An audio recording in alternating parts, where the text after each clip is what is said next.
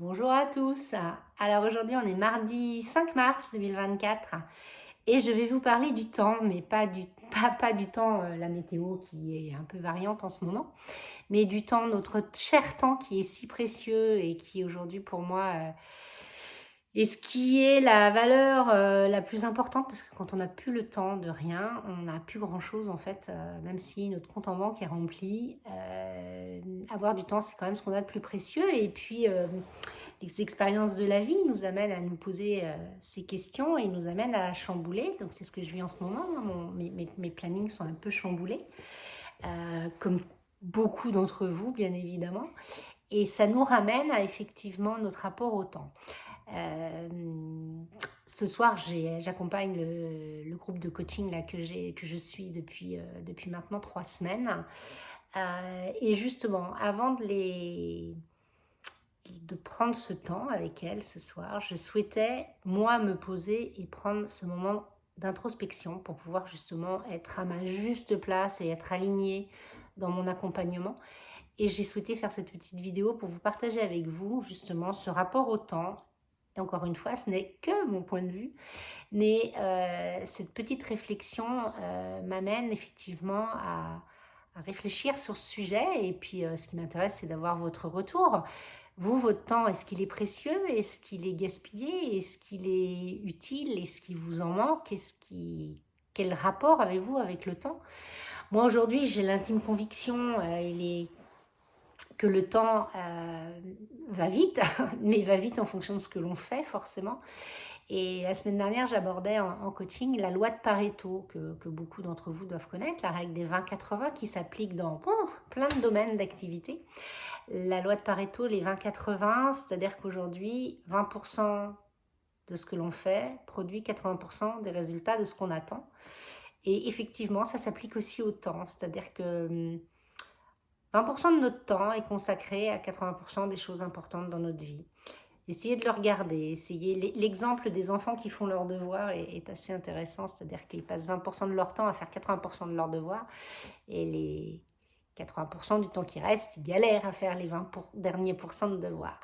Donc effectivement, est-ce que ça vaut le coup de tout faire, ou de se dire je garde un peu d'énergie et je ne fais pas jusqu'au 100% des choses que je veux faire parce que j'optimise. Donc regardez comment on optimise notre temps pour pouvoir se dire où est-ce que je peux gagner, pas spécialement en efficacité pour être plus productif, mais en ayant du temps pour soi. Parce qu'effectivement, s'arrêter à plusieurs reprises dans la journée permet deux choses, permet de poser le mental. Et donc quand on pose le mental, on consomme moins d'énergie. Consommer moins d'énergie, c'est gagner de l'efficacité. Et c'est un cercle vertueux. Et je vous assure que prendre ce pas de côté pour se dire, ah oui, mon temps est précieux, vivons l'instant présent, parce qu'il n'y a que ça de vrai. Le futur est une projection de notre mental et le passé est déjà terminé. Revenons toujours dans l'ici et maintenant. Alors c'est super difficile et justement actuellement la période m'invite moi à revenir dans l'instant présent, de ne pas faire de plan sur la comète, et c'est un exercice extraordinaire pour mon rapport au temps. Et puis aussi de m'apercevoir que le quotidien, quand on est libéré de tâches familiales, c'est facile de se dire j'ai du temps. Et quand le quotidien vous reprend parce que vous avez tous des impératifs familiaux, s'occuper d'enfants, s'occuper de la gestion d'une maison, tout ça c'est énergivore. Et effectivement, notre rapport au temps, il se bouscule, le temps s'accélère, comme par magie, on n'a plus le temps de rien faire.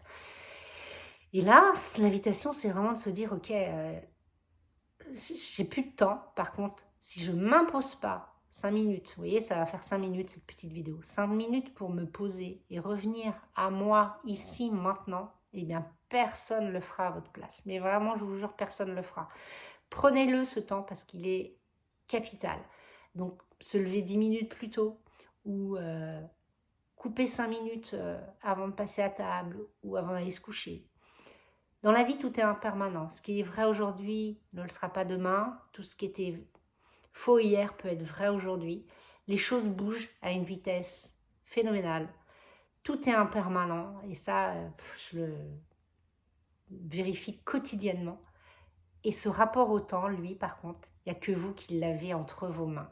Donc, je reviens toujours à ce qu'on maîtrise et ce qu'on ne maîtrise pas. Des fois, on a le sentiment de ne pas maîtriser notre temps. Mais essayons de revenir toujours à l'ici et maintenant pour pouvoir le savourer. Voilà. En tous les cas, moi, c'est l'invitation que je vous propose. C'est ce que je mets en application pour moi. Et croyez-moi, en ce moment, c'est pas toujours facile. Mais vraiment, c'est un exercice super important à faire.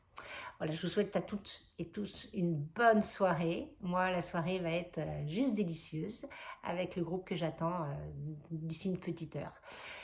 Et puis, je vous dis à très vite. Bonne soirée!